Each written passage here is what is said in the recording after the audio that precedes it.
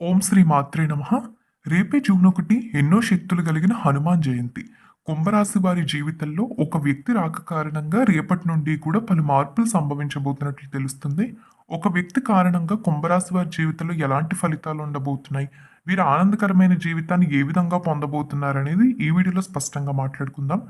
వీడియోని మీరు ఎక్కడ స్కిప్ చేయకుండా చూడండి. అప్పుడే మీకు క్లియర్‌గా అర్థమవుతుంది. అదేవిధంగా మీ ఫ్రెండ్స్‌లో గాని, మీ ఫ్యామిలీ మెంబర్స్‌లో గాని ఎవరైనా కుంభరాశి వారు ఉంటే వారికి ఈ వీడియోని తప్పనిసరిగా షేర్ చేసి, ఛానెల్‌ని సబ్స్క్రైబ్ చేసి లైక్ చేయడం మర్చిపోకండి.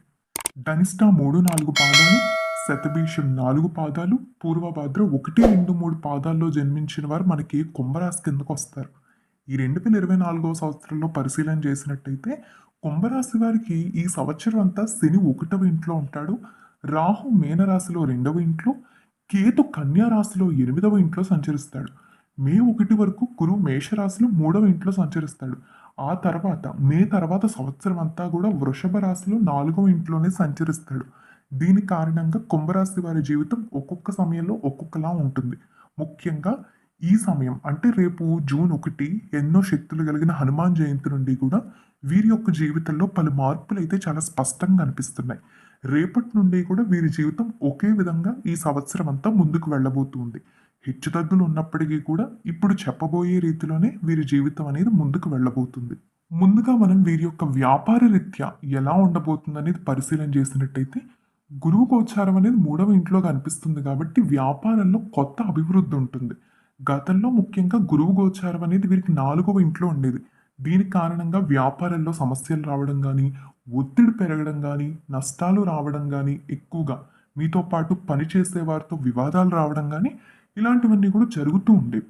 ఈ సమయంలో ఏంటంటే గురువు గోచారం అనేది 3వ ఇంట్లో ఉంది కాబట్టి కొత్త భాగస్వామి ఒప్పందాలు జరుగుతాయి.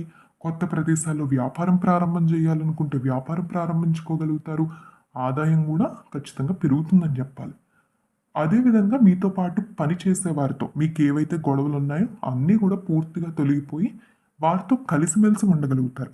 కొత్త వ్యాపారం మొదలు పెట్టాలి అనుకున్నా, లేదా మీ వ్యాపారాన్ని అభివృద్ధి చెందే విధంగా ముందుకు తీసుకెళ్లాలనుకున్నా కూడా ఇది మీకు చాలా కలిసొచ్చే సమయంగా చెప్పవచ్చు. కాబట్టి ఏ కొత్త పని ప్రారంభించాలి అనుకున్నా కూడా ఈ సమయంలో ఖచ్చితంగా మీరు ప్రారంభించుకోవచ్చు.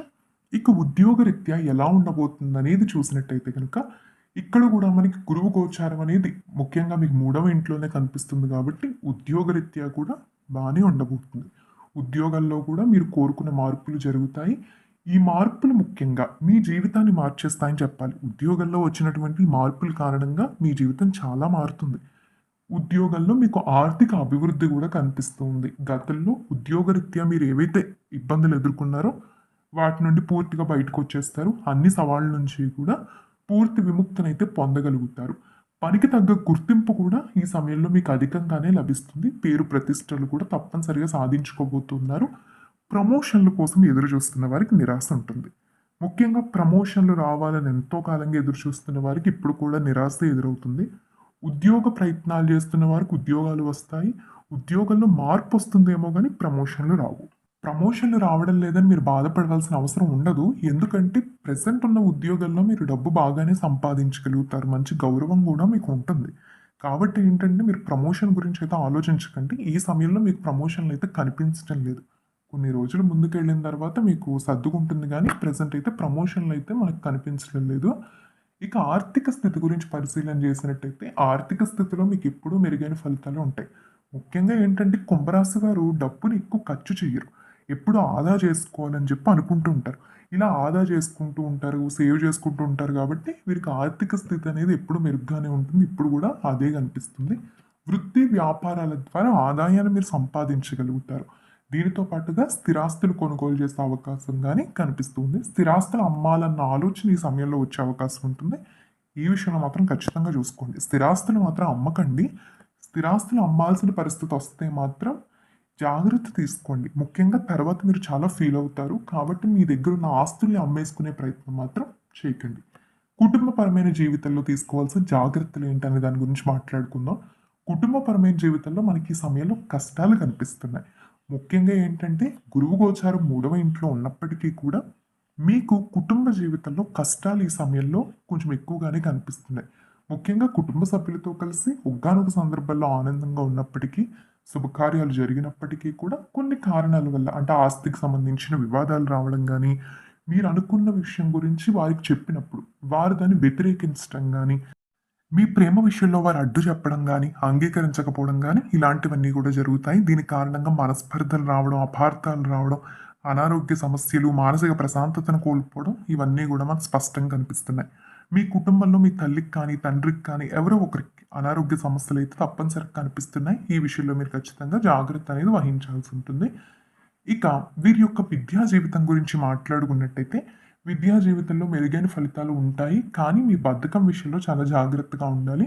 బద్ధకం చూపించడం అనేది మంచిది కాదు. మీ చదువు విషయంలో చాలా ఆసక్తిగా మీరు ముందుకు వెళితేనే ఈ సమయంలో విజయం పొందగలుగుతారు. మీ చదువు విషయంలో చాలా శ్రద్ధ అవసరమనే చెప్పాలి. అహంకారంతో ముందుకు వెళ్ళకండి. చదువు విషయంలో మాత్రం ఓపికగా ముందుకు వెళ్తేనే మీకంతా మంచి జరుగుతుంది. ఖచ్చితంగా దృష్టి పెడితేనే మీకు మంచి మార్కులు కూడా వస్తాయి. అదే విధంగా పక్కవారు చెప్పేటటువంటి మాటలు వినడం గానీ, ఉపాధ్యాయులు చెప్పేటటువంటివి వినడం గానీ, వీటి కారణంగానే కొద్దిగా మీరు ముందుకు వెళ్ళేందుకు స్కోప్ ఉంటుంది. పరీక్షల్లో ఖచ్చితంగా శ్రద్ధ పెట్టాలి. వదిలేయడం అనేది మంచిది కాదు. పరీక్షల సమయంలో ఖచ్చితంగా చదువుకోవాలి. లేకుంటే దెబ్బతింటారని చెప్పాలి. ఇక పెళ్లి పరంగా మాట్లాడుకున్నట్టయితే శుభకార్యాలు ఈ సమయంలో జరిగే అవకాశం ఉంది. అయితే ప్రేమ వివాహాలు చేసుకోవాలనుకునే వారికి మాత్రం కొద్దిగా సమయం పట్టే అవకాశం కనిపిస్తుంది. ప్రేమ వివాహాలు చేసుకోవాలనుకునేవారు ఖచ్చితంగా జాగ్రత్తగా ఉండాలి. ఈ సమయంలో ఏంటంటే కొన్ని వ్యతిరేకతలు అనేవి అధికంగా కనిపిస్తున్నాయి. కాబట్టి ధైర్యంతో ఉంటే గనక ఖచ్చితంగా మీరు మంచి ఫలితాలే చూడగలుగుతారు. ధైర్యంతో ముందుకు అడుగులు వేస్తే కొద్దిగా మీ జీవితంలో మార్పొచ్చే ఈ విషయాల్లో కొద్దిగా మార్పు వచ్చే అవకాశం ఉంటుంది.